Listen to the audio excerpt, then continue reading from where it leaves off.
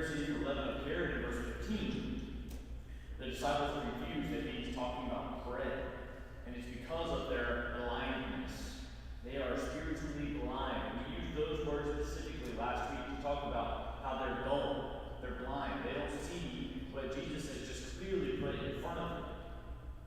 So then later on in the story, in fact, he says, I should be clear, verse 18, he says, having eyes do you not see, and having ears do you not hear, and do you not remember when I broke 5 loaves for the 5,000, and how many baskets full of broken pieces you picked up?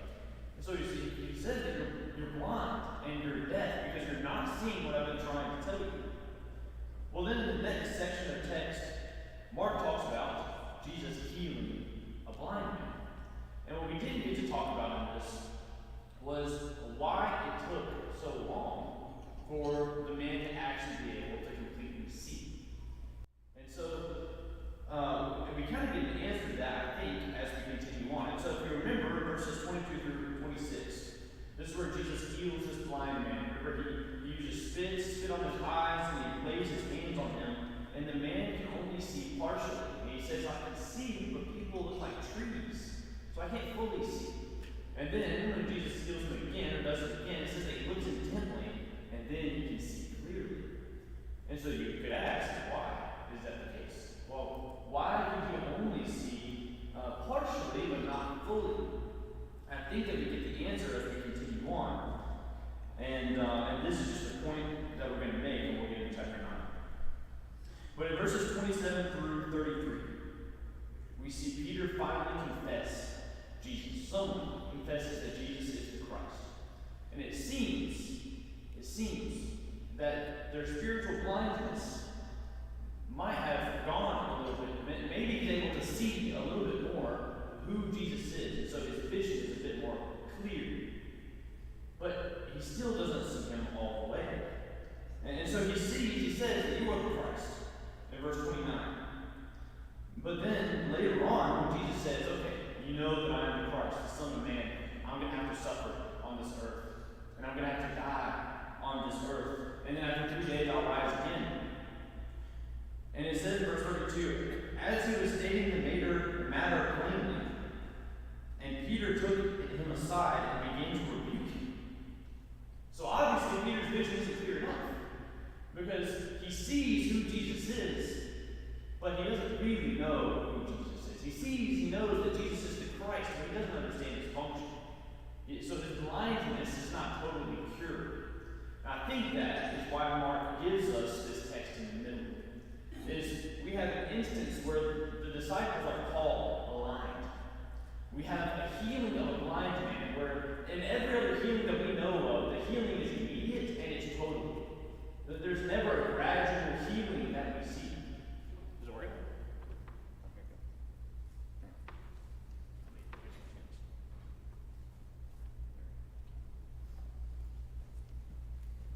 There's never a partial or gradual healing until this one.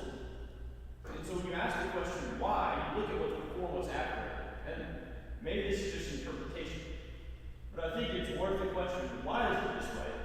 Why does Mark put it, this instance of a healing of a blind man, why does Mark put it in between these two stories, where the disciples are called blind, and then it seems like they can see, but they still can't really see. I think that's why we have this healing of the blind man in the middle. Where his healing is of the blindness, he can see, but he can't see all the way. Well, Peter can see the Messiah, he knows who he is, but he still doesn't fully understand him. And so he's still a bit dull, still a bit blind. And so I think that carries us on into where we're at in chapter 9. And so just to pick up a little bit of context, we see in verses 27 through about 38, we see that Jesus and his disciples are in Caesarea Philippi. We see that in chapter 8, verse 27. And he's speaking to his disciples and the crowds. And we see these crowds in chapter 8, verse 34. And so Jesus has just explained the expectation of a follower. He says, if you're going to follow me, this is what you must do. And he says in verses 34 through 38 what that is. And he says that if you're going to follow, then you have to deny yourself. And you have to take up your cross and follow me. And so to follow Jesus, he clarifies as he continues on, verses 35 through 38, is you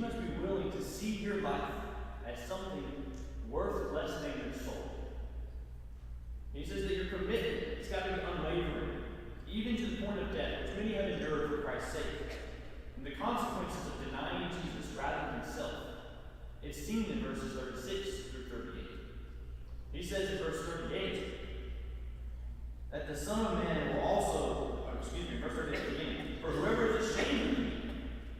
So if you see your own life as worth more than your soul, and that's how you live, and you deny Jesus instead of yourself. For whoever is ashamed of me, in my words, in this adulterous and sinful generation, the Son of Man will also be ashamed of when he comes in the glory of his Father with the holy angels. So there's the consequences. You either see your life as something worth less than your soul, and you live that way, and you deny yourself, and you follow Jesus, and as a result, you're going to see the glory of the kingdom. Or you won't. You'll deny Jesus, and you'll see your own life as worth more than your soul, and the Son of Man will be ashamed of you. You won't see the glory of the kingdom. So that's where we are when we get to verse 1. So Mark chapter 9, verse 1 says, and Jesus was saying to them, truly I say to you, there are some of those who are standing here who will not taste death until they see the kingdom of God after it has come with power.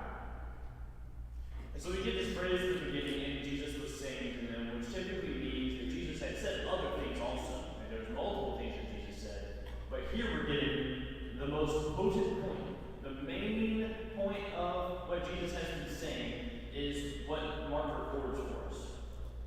And so in the context of Jesus' words before this, what we've just kind of read and talked through in chapter 8, this verse, it kind of serves as a word of comfort to those who commit to Jesus. Now, in a practical sense, it appears that Jesus is kind of simply saying that some, not all, some of those who are present will see the kingdom of God come in power during their lifetimes. But what is Jesus referring to? Well, there's a lot of kind of here and there on exactly what the intent and the meaning of this verse is, but I think Jesus gives clues as to how we can figure it out. Well, one is that some people will still be living, but some people, it's kind of implied, won't be, right? So some people will have died by the time this comes. By the time they see the kingdom of God, some of these people will have died. So though some believe that this refers to the transfiguration exclusively, and we're going to talk about the transfiguration in just a minute. Some people read this verse and think that they're talking exclusively about the transfiguration. I don't think that's the case. It seems a bit impractical, considering the transfiguration is 6 days after. And so some also believe that this could be referring to the destruction of the Jerusalem in AD 70. It's also unlikely because of how far away that event is and how far away it occurs compared to the time that Jesus is speaking, along with multiple other reasons. But that's one clue. Some people will have died. The other clue is that these people will see the kingdom of God. And the kingdom of God will be present and established in the lifetime of many who are listening. And this is a detail which it must be comforting, though probably conflicting, because they don't entirely understand. But it must be comforting for the disciples who are trying to balance the thought of their king having to suffer and die, what Jesus says in chapter 8, verse 31, but also being successful in his establishment of the kingdom. And he kind of talks about that in verses 38 through this verse, in chapter 9, verse 1. And so it's kind of a conflicting thought, right? It's like the Son of Man, my king, is not supposed to be suffering on earth, but he is supposed to be glorified, and he is supposed to establish this kingdom. And so I'm not really sure how I'm supposed to see the Son of Man. If I'm a Jew here, if I'm one of these disciples, this is probably a bit of a conflict in their minds. And the destruction of Jerusalem, I'm not even going to comment on that anymore. It's kind of out of the picture. There's more I could say about it. But now, we are going to talk more about the transfiguration. And though the transfiguration, it prefigured the coming kingdom, like this is kind of what it's going to look like. You're seeing a bit of its glory. This is not the arrival of the kingdom. When Jesus is on the Mount of Transfiguration, what we'll talk about in just a minute, this isn't the arrival of the whole kingdom, so I don't think it can be that either. And so knowing these things, it appears that Jesus is talking about the resurrection, when he comes back and establishes his kingdom. And if you think about it, those who have died, in the crowd, you've got at least Jesus and Judas, right? Those two people will have died. And now Jesus is going to rise again, but not all of these people here are going to see this coming kingdom and the glory within it. And so, but most, of the crowd will be alive for Jesus' death, resurrection, and ascension to the throne. And it's this thought, the establishment of Jesus' kingdom, as well as the culmination of this kingdom that we see in verse 38, where the kingdom will return in glory, that leads us to the next section, which is the Mount of Transfiguration. So each of the synoptics record, and remember, Matthew, Mark, and Luke, record Jesus saying what he says in chapter 9, verse 1, that verse. And then the transfiguration follows closely. And so we see that, I've got it on the screen. In Matthew 17 and in Luke 9, we get this same thing, where Jesus says these words, and then we have the transfiguration. Because of this fact, many scholars believe that Jesus is speaking of the transfiguration, like this is about to happen. And I think maybe that's a little bit more possible. I don't think that Jesus in chapter 9, verse 1 is solely saying what he's saying, and then said that is all about the transfiguration. But I think that maybe he could be thinking in his head, like, you're about to see some of this glory that I'm talking about. You're about to see a little bit, a glimpse of what the kingdom is like when I am going to be on the Mount of Transfiguration with Moses and Elijah. You're going to get a glimpse of the king unveiled. So we get into verses 2 and 3. And it says, 6 days later, Jesus took with him Peter and James and John and brought them up on a high mountain by themselves. And he was transfigured before them, and his garments became radiant and exceedingly white, as no launderer on earth can whiten them.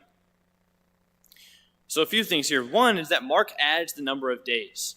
And if you can think back throughout Mark, this doesn't happen very often. Usually it's just immediately this happened, or then Jesus went here. It's not typical in this gospel to do. So you have to ask, is there any significance to this happening? Well, it could just be Mark just pointing to the fact that it was not long after the moment that Jesus said these words that the transfiguration happens, and it just connects the narrative, right? But it could be, another aspect, could point to Exodus chapter 24. And I think it's at least interesting to consider. In Exodus chapter 24, we read of the people affirming their covenant to God in chapter 24, verse 3. And then in response, God remains on the top of a mountain in the clouds for 6 days while Moses is on Mount Sinai. And it's not until the seventh day that God calls Moses into the clouds on the top of the mountain where his glory resides. We see that in chapter 24, verse 16. And so we see that Moses stays there for 40 days and 40 nights, and he listens to how the tabernacle should be constructed and how God desires to be worshipped. And this is a special revelation to Moses for the people. God tells Moses specifically these things for Moses to tell everyone else. Well, when we get in Mark, we read of Peter making the confession that Jesus is Christ in chapter 8, verse 29. And then followed by Peter, James, and John going onto a mountain with Jesus after 6 days to see the glory of God in Jesus. So there's a bit of a tie here. And Luke's account makes these echoes of Exodus a lot more clear, and it's a lot more known. And so this is really not a stretch to even make these points because of how clear Luke, I think, kind of makes it. But Mark seems to include some details that point us back to God's glory being shown to Moses as well. I think that was pretty cool. So as Jesus' closest disciples see his figure change into something greater and more glorious, Mark describes exactly what it looks like for the reader as well. Jesus' appearance changes from a normal-looking man to one whose clothes begin to dazzle because of how bright they are. Mark describes his clothes as so bright that no launderer on earth can whiten them. Or your translation might say bleach them more than they already were. And it was typical in this culture for some people to bleach their clothes using chemicals to kind of restore the whiteness or the color of their garment. And so Jesus' clothes are described the same way that Jewish sources depict heavenly beings, gleaming white. And so there's a difference in how Jesus' clothes look now compared to anything else they've seen. And now we're going to try to kind of constantly go back to, what are the disciples thinking? And so imagine being one of the disciples here. Like, they've just heard that the Christ, the Messiah, the Son of Man, must suffer and die for humanity. And then they get a glimpse into what it will look like when that king comes down in glory to judge the world once and for all. It's so conflicting that he's going to have to suffer, but also look at him right now on this mountain, dazzling white. And this is probably difficult for them to fathom, but it shows us just how close of an association that Jesus has between suffering and glory. And we read of this idea in Romans chapter 8 and Hebrews chapter 13. I had them on the screen. But we see that Jesus suffers on earth and he dies so that he can rise again in life and come back to judge the world in the glory of his Father with his angels. And we are called to that same process, that same suffering, so that we can also take part in the glory of God with Jesus. So verse 4 says, Elijah appeared to them along with Moses, and they were talking with Jesus. And so we see both Moses and Elijah are with Jesus in this glorious state. Moses as the representative of the old covenant and the old promise that is being fulfilled in Jesus' death. He's the one who led God's people out of slavery and into the promised land in the first Exodus. Well, Jesus is the one who's about to lead God's people out of exile in a foreign land and into the promised land in this second Exodus. And this is what Luke hits on a bit more than Mark does, but it's still there. And so we can recognize the significance of Moses being there just by Moses' presence and see the similarities between what Moses has done and what Jesus is doing and is about to do. And then we have Elijah. Elijah is the appointed restorer of all things. And we see this idea in Malachi chapter 4, verses 5 and 6, and we'll read about it a little bit more when we get to verses 11 through 13.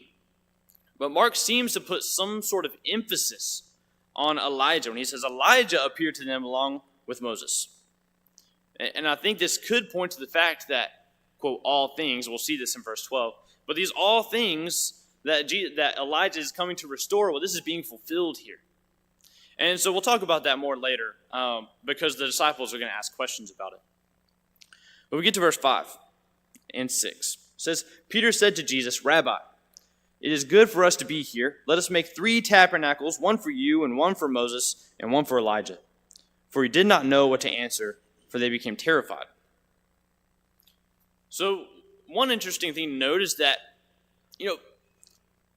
earlier in the narrative, when the disciples called Jesus rabbi or teacher, it made a little bit more sense because they didn't really understand who he was. Well, now, they still don't fully understand, and that's very much apparent. But Peter does call him the Christ. He does say, you are the Messiah. And yet we still don't get a divine title. They still call Jesus just teacher or rabbi, when even the demons only refer to him as the Son of God or as some kind of divine title. And yet we see his own disciples still just call him rabbi or teacher. But we see that Peter's eager to build 3 tabernacles for each of them. And so this is a question for you. What was the function or the purpose of the tabernacle in the first place? In Exodus, what's the function of the tabernacle?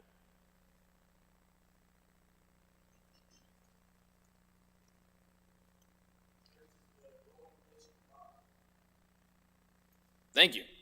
That was loud and clear from back there. It serves as the dwelling place of God, and that's right. This is a place that God could communicate with his people. In Exodus 29:42, we see that. His presence and his glory was strongest in the tabernacle. And so why does Peter say, well, let's build 3 tabernacles? And it seems like he's just wanting all 3 of them just to stay right there and say, let me just build 3 tabernacles here. And then y'all just hang here. And then your glory could be fulfilled right here. It appears that Peter, he desires to see the promised glory that Jesus has been speaking of, right? In chapter 8, verse 38, in chapter 9, verse 1, where Jesus has been talking about this glory that is to come. And Peter seems like he's just trying to see it before Jesus suffers. Because he's still, even though he's been told the Son of Man must suffer, Peter still is not really getting it. It's not clicking as with most of the disciples or the rest of the disciples. They're not understanding that Jesus will have to suffer, even though he said it more than once. So he's missing the fact that what he sees in the transfiguration is only just kind of a anticipatory glimpse Like, it is just a glimpse of what is to come, of the future glory that he will see with the arrival of the kingdom. And so even in Peter's request, you can see that they're terrified. They don't understand the significance, the messianic significance of what's happening. A transfigured Jesus, Moses and Elijah, beings that Moses and Elijah, people that they've heard about, I would hope, since they were small children, because they're Jews. And this is such a major part of their history. And they're seeing transfigured Jesus and Moses and Elijah on the mountain together, speaking about the fulfillment of the covenant and his exit from the world. And we get that bit in Luke chapter 9, verse 31. And all of this is happening right in front of Peter, James, and John. So they kind of have a right to be terrified, but they're still not really understanding what's actually happening in front of them. So we get into verse 7. Then a cloud formed, overshadowing them, and a voice came out of the cloud, "This is my beloved Son, listen to him." All at once they looked around and saw no one with them anymore except Jesus alone. So God descends in the form of a cloud that encompasses Jesus, Moses, and Elijah. You know, God uses a cloud frequently to symbolize his presence with Moses and the Israelites. And so God's showing himself as in something that is a part of the world. It kind of vindicates Jesus' mission here, just like it did for Moses and Elijah. And so, as God comes down in this cloud, he then responds to Peter, who's obviously confused, as is the rest of them, by what he's seeing. And so we see that not only is Jesus' mission vindicated, but his identity as the Son of God is reinforced to the disciples right after Jesus tells them about the expectations of following them. And so Jesus says, this is what it takes to follow me. They go up on the Mount Transfiguration, and on this mountain, God in a cloud says, "This is my beloved Son. Listen to him. Do what he says. Listen to what he says he's got to do, and listen to what it takes to follow him, and do that." It gives him the authority that they should already know that Jesus has. But it gives him not only like validation, but it also says, listen to what he said. His words are important. And so this is a huge ordeal in the narrative of Mark. As, you know, we've been talking about the messianic secret, right? Like, who is Jesus? And does anybody know Jesus? Well, this is a really big deal. That Jesus comes in the form of a cloud and says, this is who Jesus is. He's my Son. And so listen to what he says. And so my question for you, and I've partially answered it, I think, already, but my question for you is, why does God tell the disciples, listen to him? Why does he feel that's necessary? Jim.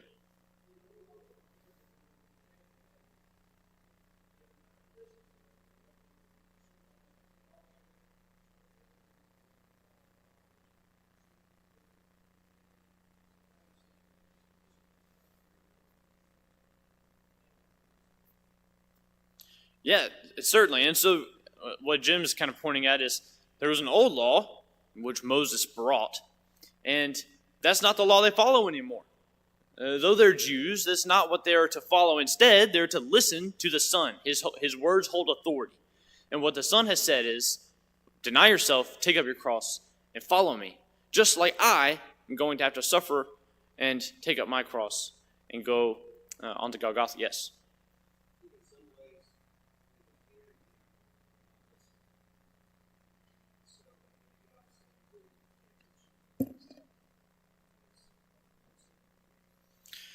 That's true. So Jeremy is saying that there's a bit of a distinction or difference between just hearing and listening, and that they're hearing it, but they're not really getting it. They're clouded by all of these presuppositions and all of this Jewish culture where the Messiah is supposed to be this and that. And so because of that, God comes down and says, listen. I can't tell you how many times my parents, me being just like off in another world, it happens all the time. My parents like say, listen, Nate. Like they're talking and I'm hearing them, but I'm just kind of like baseball, whatever else. And they say, Nate, listen. And maybe it kind of seems to be a little bit what's happening here. And God comes down in this cloud. These disciples have been hearing, but they're not really listening. They're not understanding. And so God says, listen to my Son. This is a very significant thing. He's telling the disciples, get rid of all these biases and these presuppositions and all of this culture that's infiltrated your mind, that's messed up what you think the Messiah is supposed to look like. And instead, take him for who he is and what he says. Listen to his words. So as we continue on, the clouds lift, and Jesus stands there alone after this huge, momentous occasion. And what are the disciples left with? Well, theologically, they're left with the sole bearer of God's new revelation. This guy, Jesus, is the only one who is bringing this new revelation of the new kingdom. And he himself is this new tabernacle where God's glory resides. Jesus is the Son of God who brings God's new message and who God is. Well, then practically, though, the disciples are left with the decision of submission. Are they going to submit? Are they going to listen? To follow him and to fully submit to him, it requires even to the point of following him to the cross. We see in chapter 8, verse 34, will they fully submit and obey Jesus? So we continue on verse 9. We'll see. As they were coming down from the mountain, he gave them orders not to relate to anyone what they had seen until the Son of Man rose from the dead. And so this is kind of what we just talked about. Jesus' transfiguration and validation from the Father show that he is absolutely the Messiah, and they cannot doubt it. If there was any doubt in them, they can't anymore. But this issue of presupposition, it still remains with the Jews and with his disciples. And so this is a typical response to those who have seen the works of Jesus. You know, as we've gone through Mark, we typically see Jesus say, I know you saw this, I know that I did this, but don't tell other people about it. But this time, he includes when they can tell people about it. And this is interesting. In fact, it's the only instance in this gospel account where there is a limit to the silence. This time, he says, not to relate to anyone what they had seen until the Son of Man rose from the dead. You can tell people after I rise again. After I'm resurrected, you tell people anything that you want that you saw from me. You tell them about this Mount of Transfiguration when I was with Moses and Elijah. After I'm raised from the dead. So Jesus challenges his disciples to understand that the Son of Man will not only suffer, chapter 8, verse 31, but he's also going to rise. And they have to accept every part of Jesus as the Son of Man if they're going to fully grasp who he is. If you're going to understand who Jesus is, you've got to take him for everything that he is and offers and says, not just the pieces that fit best. So we get to verse 10, and he says, they seized upon that statement, discussing with one another what rising from the dead meant. Something that Jesus has already talked about multiple times. And so the disciples will be familiar, right, with this theology. But the theology of the Son of Man is skewed. They know what it's like to be raised from the dead. They've seen it, right? They've seen Jesus do it. And yet, their theology of the Son of Man is so skewed that they can't understand these plain words of Jesus that he's already explained to them more than once. Their theology could not comprehend that the Son of Man would come from the dead to rise again. Their Jesus, using our terms, right? Mark's Jesus. Their Jesus could not suffer and die. And so they could not understand how this works. As simple as Jesus has made it out to be. So verses 11 through 13, we're moving on to something different. And I think that this is a really interesting story, and we're going to try to get through all of it. Verses 11 says, they asked him saying, we have this interaction first. Let's talk about this first, then we'll get into the story. Verse 11, they asked him saying, why is it that the scribes say that Elijah must come first? And he said to them, Elijah does first come and restore all things. And yet how is it written of the Son of Man that he will suffer many things and be treated with contempt? For I say to you that Elijah has indeed come, and they did to him whatever they wished, just as it is written of him. So the disciples' question here about Elijah, it's a relevant question. They just saw Elijah on the mountain, right? But their misunderstanding, it seems to be rooted in some Old Testament prophecies, and I have those on the screen, and maybe even some Jewish literature that they may know, and I have that on the screen as well. So we get some insight into their confusion by Jesus' response. Excuse me, the computer goofed.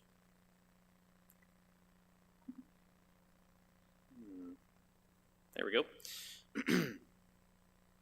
Okay, so we get some insight into their confusion by how Jesus responds. And it appears that they believed that the arrival of Elijah up on this mountain that they've just witnessed meant that Jesus wouldn't have to suffer, because Elijah was the restorer of all things. And so if Elijah has restored all things, well then, Jesus, the Son of Man, you must not have to come and suffer. And so this is why Jesus acknowledges that Elijah does. He does have to come. That's what's been prophesied and talked about. Elijah must come first and affirm his function, right, in the salvation timeline. Well, he's done that. And yet the scriptures also say that the Son of Man will suffer on earth. See it in Isaiah 53 about the suffering servant, that he's going to have to suffer. And their understanding of Elijah, I guess, this is where it conflicts. Though Jesus has said, I've got to suffer. Their understanding of Elijah's function seems to be, well, if he's the restorer of all things, then Jesus won't have to suffer on this earth as our great king. So Jesus talks about John the Baptist. And he says, Elijah has indeed come. And he's clear that it's John the Baptist in Matthew 17, verse 13. But we see that Herod and Herodias have already done to him what they pleased, but that he has come to prepare the way, as was prophesied in Malachi, right? That is the function of John the Baptist. So we get to verses 14 and 15. In verse 14, it says, when they came back to the disciples, so we had this little interaction. They ask a question about Elijah. Jesus answers. He says, Elijah's already come. They had their way with him. Then we get to verse 14, and he says, when they came back to the disciples, so this is the disciples that were left, not Peter, James, and John, but all the other disciples. When they came back to the disciples, they saw a large crowd around them, and some of the scribes arguing with them. Immediately, when the entire crowd saw him, they were amazed and began running up to greet him. So Mark paints this picture for us that a large group is crowding around some scribes having an argument with the disciples who were left behind. And this seems to be a big public spectacle. And I think the most interesting thing in these two verses is that Jesus hasn't done anything. He just walks up, and the people are amazed. It's just Jesus' presence in this instance that amazes them, and they leave this argument that they're in, and they run over to greet Jesus. So verse 16, and Jesus asked them, what are you discussing with them? And one of the crowd answered him, Teacher, I brought you my son, possessed with a spirit which makes him mute. And whenever it seizes him, it slams him to the ground, and he foams at the mouth and grinds his teeth and stiffens out. I told your disciples to cast it out, and they couldn't do it. And so Jesus' question seems to be addressed to the scribes. It's like, hey, what's the problem here? But he gets answered, though it's not really an answer to his question. He gets answered by a man from the crowd. And he says, Jesus, I brought my son to you. And keep in mind here, he didn't bring him to Jesus. He brought him to his disciples. But if you are a disciple, well, then you represent the one you follow. And that's the mentality of this culture, and it's kind of the same mentality we have, right? And so this man says, I brought my son to you, your disciples, who are to represent you. And this is all these things that this demon has done to my son, and your disciples couldn't heal him. Your disciples couldn't cast the demon out. And we know that it's the expectation of the disciples to be able to cast out demons. We see that in Mark chapter 6, in verse 7 and verse 13, when Jesus sends them out. It says that that is certainly an expectation of what they are to do, and they've already done it. And so the question is, well, is something wrong with the disciples, or is this demon just far too powerful? And so we see some symptoms of the boy, and we'll continually get symptoms and what this demon does to the boy as we continue on. Verse 19, and he answered them and said, Jesus answered them and said, O unbelieving generation, how long shall I put up with you? How long shall I be with you? How long shall I put up with you? Bring him to me. And this cry from Jesus, I think, is heartbreaking. He says first, O unbelieving generation, meaning that Jesus can't even distinguish between his own disciples and the Pharisees and all those who misunderstand Jesus and aren't really following him. And we see him talk about the unbelieving generation in chapter 8, verses 12 and in verse 38. So their lack of faith, the disciples' lack of faith, makes them no different from the world right now. Jesus asked, "How long shall I be with you?" Well, they've spent Jesus' whole ministry with Jesus. The disciples have. And Jesus has poured into them knowledge and training and teaching and mentorship, and yet they still lack faith and they're still not able to fulfill their duties. Jesus asks, "How long should I put up with you?" And you can hear the loneliness and the anguish in the voice of Jesus. Those who are supposed to know him, they just don't know him. And no matter how much time Jesus spends with them, it's never going to be enough for them to truly have faith in him, it seems. And you can kind of get a feeling of how, an example of how Jesus feels with this constant I and you. There's a constant divide here. How long shall I put up with you? How long shall I be with you? So what's the demon's response? He says, "Bring him to me." In verse 20, they brought the boy to him.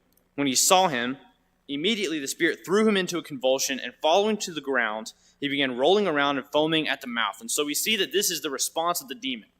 He comes into the presence of Jesus, and immediately the boy comes into this episode that is typical for him.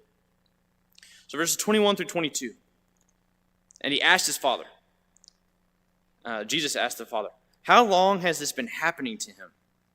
And he said, "From childhood. It has often thrown him into the fire and into the water to destroy him. But if you can do anything, take pity on us and help us." And so the first thing you see is how compassionate I think this question is. The reader can see how moved Jesus is by this question. How long has this been happening to this boy? And we learn more about the demon as well, and just how desperate the father is. This demon is actively trying, and this is something that just demons do. They actively try to destroy the image of God within the person or their host by making them do things that are so against what is innately within us, hurting ourselves and being naked and running around being basically an animal, trying to rid us of God's image and ultimately kill us. And we kind of see that with the Gerasene demoniac in Mark chapter 5. And so where that man was almost unrecognizable as a person, well, that's how this boy is becoming. So this father's plea, he says, "If you can do anything, take pity on us and help us." The father's plea is heartfelt and it's hopeless. It seems that he believes in the power of Jesus, or at least he did, when he brought his son to the disciples in full faith that they would heal him and cast him out, and they didn't. But it does seem that he believes in the power of Jesus still, even if it sounds like he's a little unsure of the bounds of Jesus' power.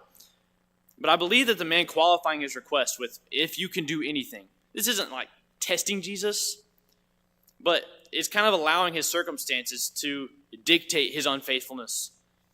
And it's because of the unfaithfulness of the disciples. The unfaithfulness of the disciples has tainted how he sees Jesus and Jesus' power. And so in this moment of hopelessness, watching his son fall into another near fatal seizure, he has nowhere else to go but to the Lord. And those who are representatives of him have hurt his hope in Jesus. And there's a question here, and I think this is just where we'll open up tomorrow. What do we learn about discipleship from this failure? What do we learn about our expectations as followers and representatives of Jesus by the failure of the disciples to represent Jesus? How does it hurt the Father and his faith? That's where we'll start tomorrow morning at coffee, and we'll go through the rest of the chapter.